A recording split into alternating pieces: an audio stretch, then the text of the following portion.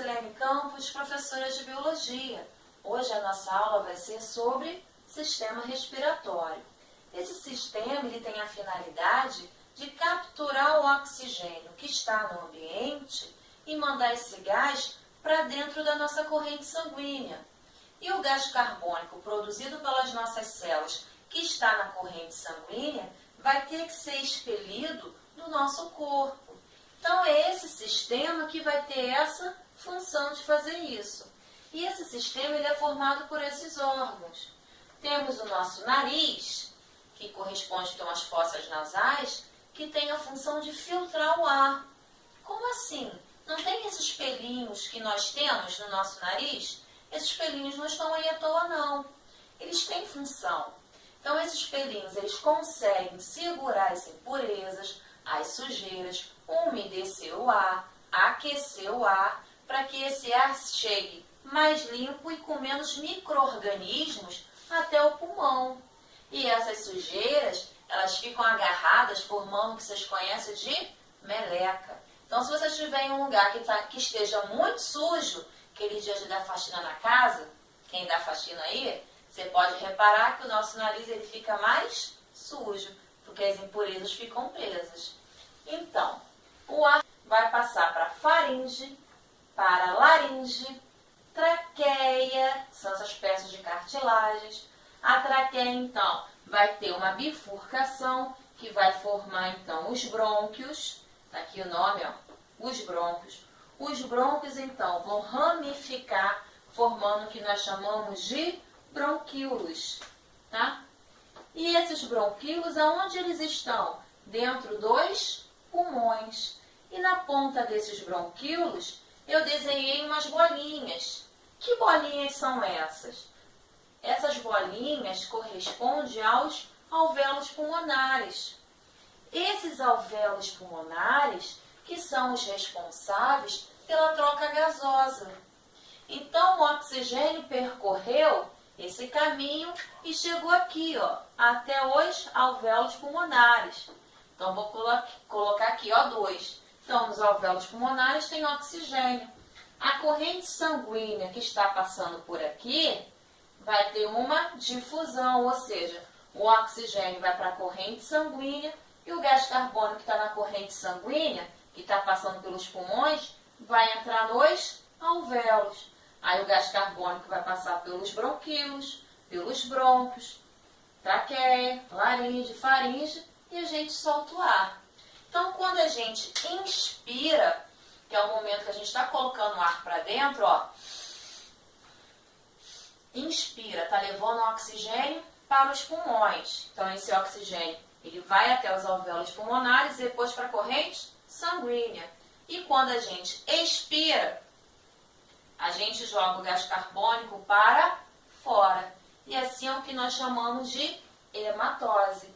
Então, o que é hematose? É a troca do gás oxigênio pelo gás carbônico, que acontece aonde? Dentro dos alvéolos pulmonares. Tudo bem até aí? Então, para a gente inspirar e para a gente expirar, isso depende de dois músculos, que é o diafragma, que eu desenhei aqui, e aí não deu para desenhar, e os músculos intercostais. Eles vão estar atuando num processo de inspiração e expiração, que esses dois processos nós chamamos de ventilação pulmonar. Então, durante a inspiração, o diafragma e os músculos intercostais, eles vão contrair. Quando eles contraem, eles conseguem expandir a caixa torácica. Já na expiração, o diafragma e os músculos intercostais, eles relaxam. Aí diminui a caixa torácica. Vou explicar, ó. Todo mundo já fez isso, principalmente as meninas. Na hora de tirar uma foto, para encolher a barriga, ou quando você passa perto daquela pessoa que você gosta, o que você faz? Prende, né? Prende a barriga, ou seja, encolhe. Você faz a inspiração. Quando você inspira, sua caixa torácica, ó, aumentou. Esses músculos contraíram.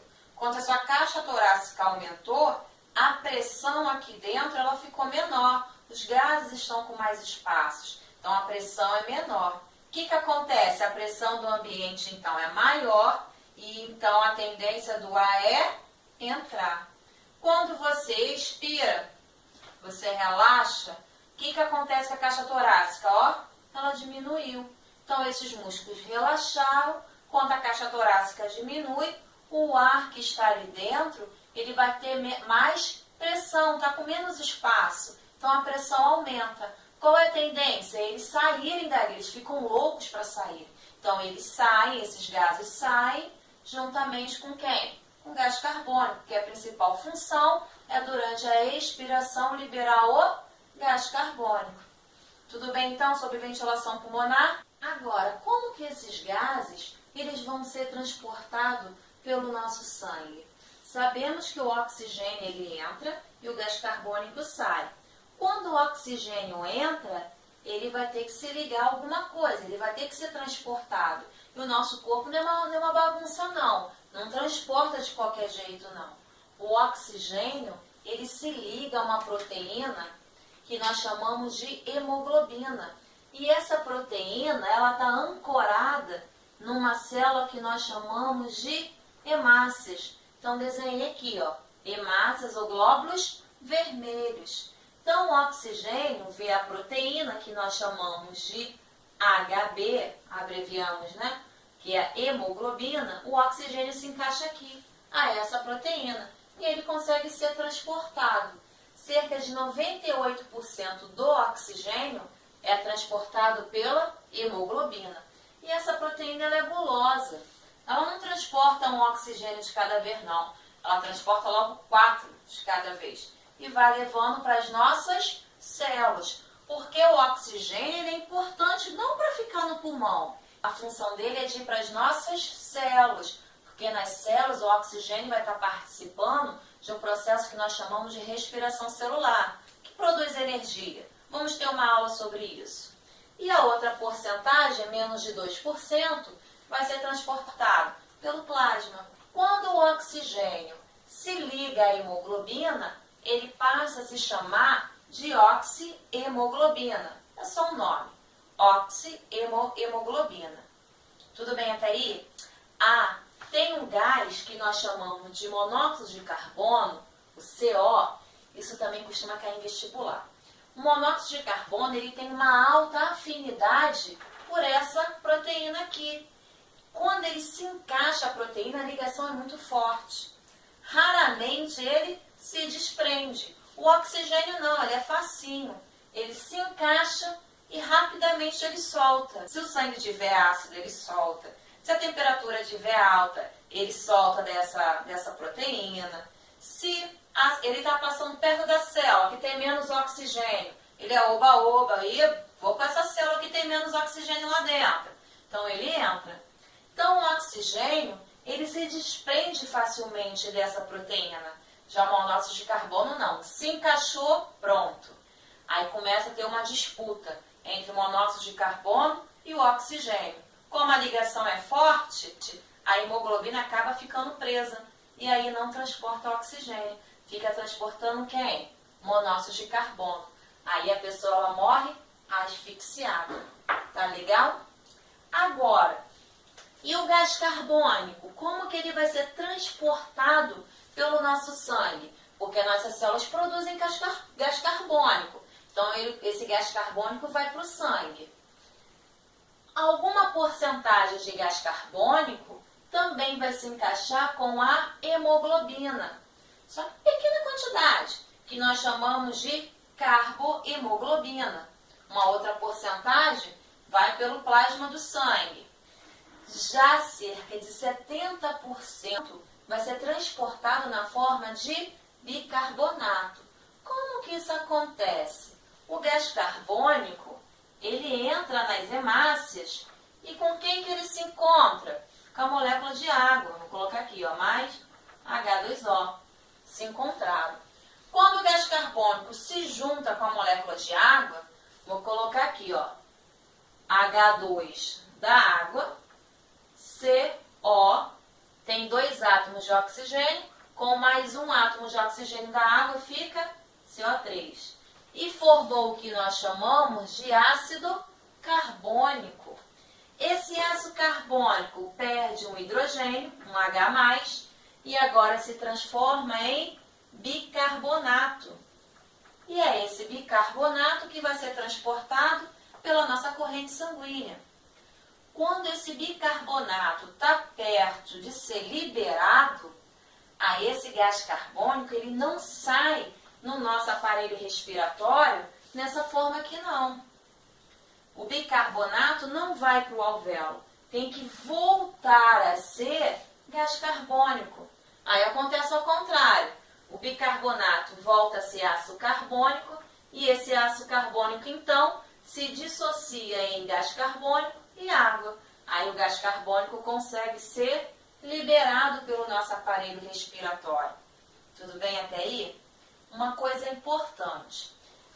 Tem uma região do nosso sistema nervoso que nós chamamos de bulbo, que controla a nossa respiração, a parte da respiração involuntária. Por exemplo, uma pessoa que está se afogando, o que ela faz? Ela tenta prender a respiração.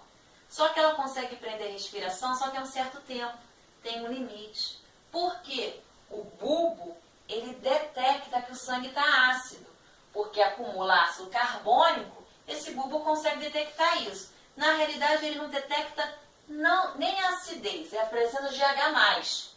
Então, esse H+, no bulbo, ele consegue perceber que o sangue está ácido.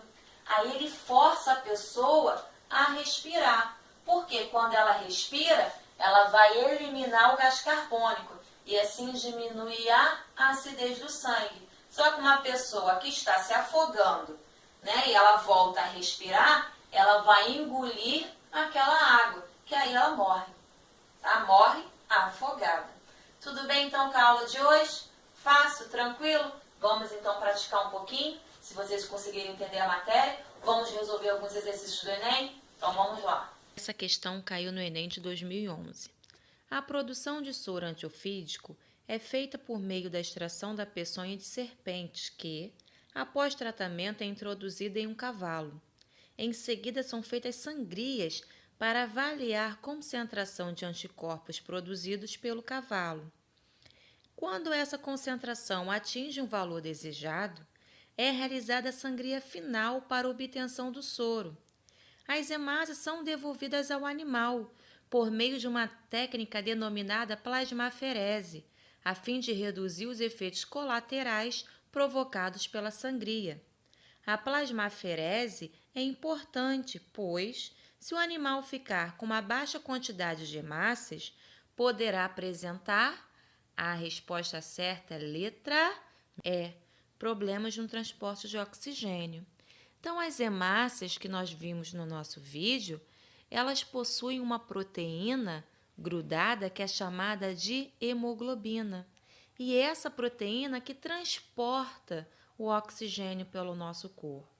Vamos analisar as outras alternativas. A letra D está falando que é o quadro de leucemia profunda. A leucemia ela é provocada por uma má formação dos leucócitos, que são células de defesa do nosso corpo. C. Aumento da pressão arterial. A pressão arterial, ela aumenta devido aos outros fatores. Pode ser um fator genético que deixa o estreitamento do vaso mais fino ou excesso de sal, de gordura. Letra B. Redução de imunidade. A imunidade está envolvida com as nossas células de defesa e não com as hemácias. Letra A. Febre alta e constante.